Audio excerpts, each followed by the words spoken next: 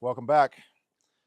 We are on our last day of our trip, and we're just wanting to stop in this creek. This is one of our favorite spots on Spearhead Trails, and we're talking about the comparison between the Backcountry and the CF Moto Overland. Some people may not agree that these are comparable units, but to us they are, in the sense that they're probably the rugged version of each brand that you can buy off the market or directly from your dealership. This is the first time we've really put a decent amount of time on the Backcountry. We really enjoyed it, I think, right? Yeah, the backcountry's turned out to be more than we thought it would be. We thought it was, Outlander big tires, end of story. But yep, it's the tires play a huge role, like more than I've noticed on any machine. Yeah. Just being able to get over, overland. I hate to say that with the overland sitting next to it, but yeah, getting through the rough terrain, you can deflate them a little bit. They grip great. Like we were popping wheelies on the asphalt with them. Yeah, so that's been awesome. And bead locks on both. So again, with that beefy tire, you need the bead locks, but the look is just awesome. We've talked about that in a few of our other videos on this unit. This one does not come with the cooler that we have on it, but for comparison, the Overland does come with those boxes. So from the standpoint of price, and we've talked about CF Moto being a great value for the price, hands down, the CF Moto Overland takes the ticket. For everything that you get, from the light bar to the synthetic rope winch to the beadlock rims to the heated grips and seat that came in clutch during this trip, that was awesome. It's been a cold trip. So yep, yeah. Even coming over here to do this, yeah, I had my thick gloves got wet filming the XMR stuff, so I had on those other ones, and I was getting cold until I jumped on that thing, turned on the heat. Yep. I rode this one at Rock House earlier in the week, and I had to turn the seat and the grips off. They were getting so cold, and it's been in the 30s, low 40s pretty much all weekend. Yeah. So. Yeah, and let me point out, well, first, are you going to try to sell us paper towels? I don't know that there's many that can pull off the plaid and the camo at the same time. You're a mountain man. I don't know if I'm doing it or not, but I'm feeling like I'm just, I need a chainsaw, Yeah. just something. It'd match. No, let me point out the Overland actually is kind of stripped down from its original form. It's missing the windshield and the racks. And by the way, we're in a creek, so it's, I think that front tire's sitting in a hole a little bit. It's not that much shorter than the Backcountry. Yep. But technically a 2-up, which they do make the Backcountry in a 2-up, but this Overland just comes in this format. That's it. You don't get it in a 1-up version, but you can. It comes with this compartment and these two as well.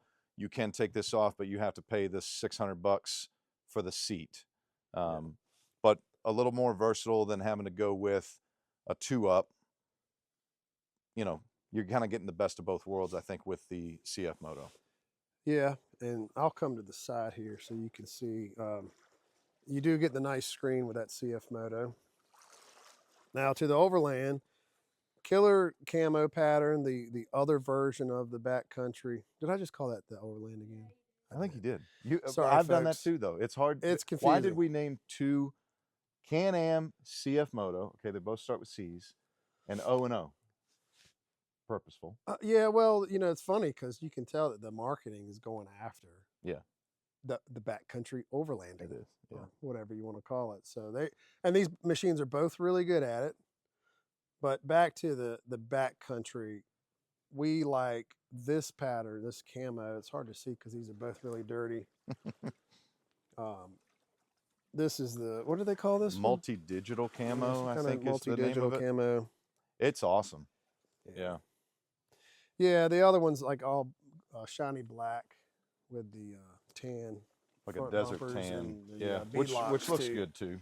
But it rides surprisingly better than I thought it would on the trails. So we just got off the XMRs having some fun in a mud pit, and same frame, everything. But I mean, those XMR tires, you guys know that those are not trail tires. but these really do a nice job locking in, even compared to the XTP tires, which are bead locks, but what are those, 26s, I think? 27s, maybe? 26s, Yeah. I think. Yeah. The thing that I'll say, because we always pack trail snacks, we usually eat on the trails and stuff, I do like that Can-Am offers the built-in. Nothing on the front of that. B-Rad ordered for his new CF Moto a storage bin and the cooler, but you can't really flip-flop back and forth. And again, there's nothing on the front of this for storage. So getting those 2 packs is essential if you're going to carry anything with Yeah, you. and those are nice. Yeah. But they're not technically coolers, and CF Moto only makes a cooler to go on the back. I think you can actually take that cooler from Can-Am and put it on the front of this and put a bigger storage unit on the back as well. And some of that Can-Am stuff's stackable now, right? Yeah, you can actually set additional link clips, I guess, and you can even put like an extra 1 or 2 on top, kind of like pack outs. Yeah. Yeah. And real quick, to go back to, I think I mentioned the CF Moto has the big screen. The Backcountry has that standard gauge still, so you're not getting that new one that they have, that 10 1/4 display. I will say this, after riding both, you're getting very capable four-wheelers that are very comfortable, and if you're just riding, I guess I'll say it, overland Mm-hmm. in the backcountry, Mm-hmm. they're perfect for that. You're going to cruise, four-wheel drive, good soft suspensions. I think the CF Moto felt a little bit better to me, but I didn't ride the backcountry as much this weekend. Yeah. So There's you there's did both. 2 other, I have ridden both. So which one's more comfortable? Well, this one is more comfortable from a throttle perspective. The spring action in the throttle itself, my thumb kind of cramps a little bit driving this CF Moto, and Yeah. Brad said the same thing on his, just because of where it's positioned. We're gonna see about maybe Just turning it down a little bit, but the spring in it is, you have to So- work it a little bit more than you do the Can-Am. The Can-Am is just smooth. The CF Moto feels more like a Polaris for those of you out there Yeah. driving those. And then I will say too, like from a shifting perspective, you cannot beat that shifter on the Can-Ams. It's so smooth. It does not, you don't have to rock it back and forth to get it in gear. This one, it's relatively smooth, but there is still some jarring that you have to do to sometimes get it to engage. I'll rank those based on my experience. Yep. If you care. I if you're curious. I would love to hear your perspective. And I think folks out there watching would probably like to know it. Right now, the Gen 3 Can-Am Outlanders have the smoothest. I would put that Overland next Mm-hmm. as far as clutching and engaging and taking off. Yeah. My Scrambler would be next, 3rd place. Yep. And I'm talking out of the 4 things I've driven this weekend. Yep. And then my Renegade XMR, the Gen 2, the old Can-Am clutching, Yeah. I mean, it's old now, is the worst. Yeah. The old Can-Ams compared to the Gen 3s feel Night and ancient day. now. Yeah. Still a lot of power, and they're fun, But with the shifters, I think the clutching goes along with the shifters too, in that same order. Yeah. Because you have to rock the Gen 2 1000. well, that's what I mean. Like and then in you general, hit the yeah. throttle, and then finally you hear it clunk. Yeah, I got on the XMR, the old, Renegade, and I'm like rocking it back and forth trying to shift. Yeah. Yeah. I had to do that one time with that CForce, but it's pretty smooth engagement when you're taking off, in my opinion.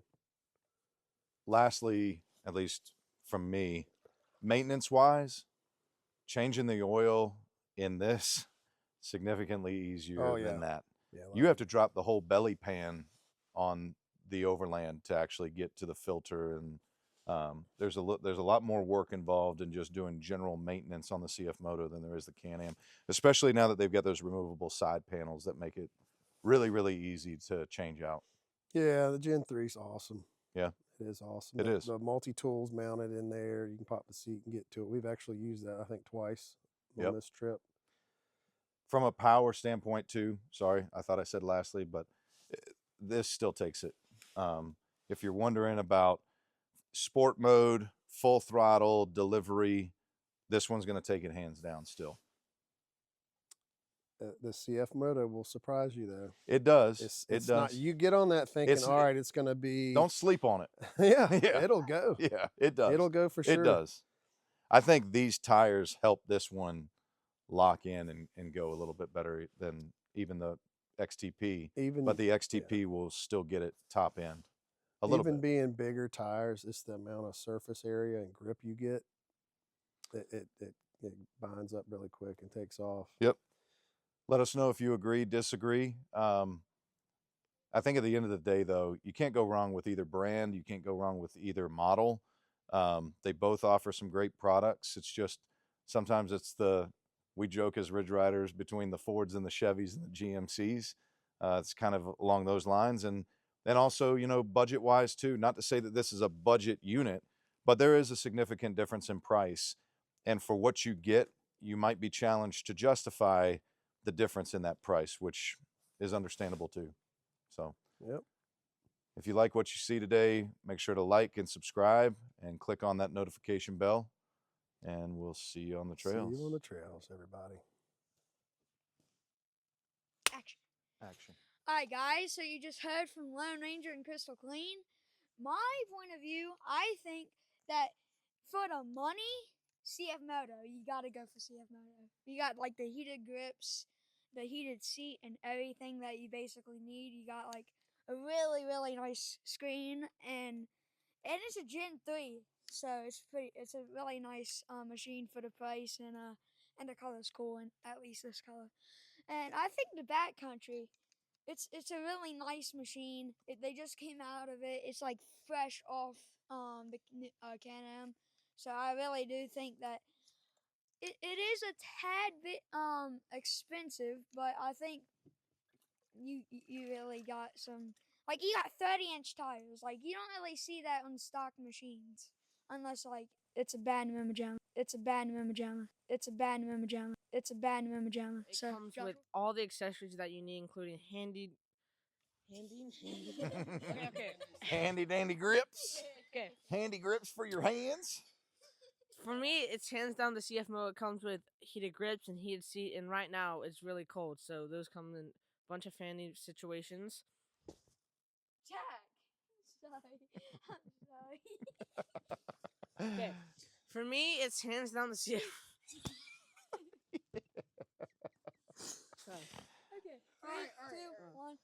For me, it's hands down the CF Moto. It has all the accessories you need, including heated grips and heated seats. I think it comes with a bunch of heavy-duty stuff and comfort all around. For me, the value for This is so bad. Okay. I did it first try, by the way. Yeah, because you rattled off everything that everybody else was going to say. Yeah, exactly. For me, the CF Moto has better value for money. It comes with all the stuff that you need to buy to completely outfit your Can-am. And, I mean, the Backcountry is cool, but the value for money you get with the CF Moto and all the accessories that come with it, it's worth it.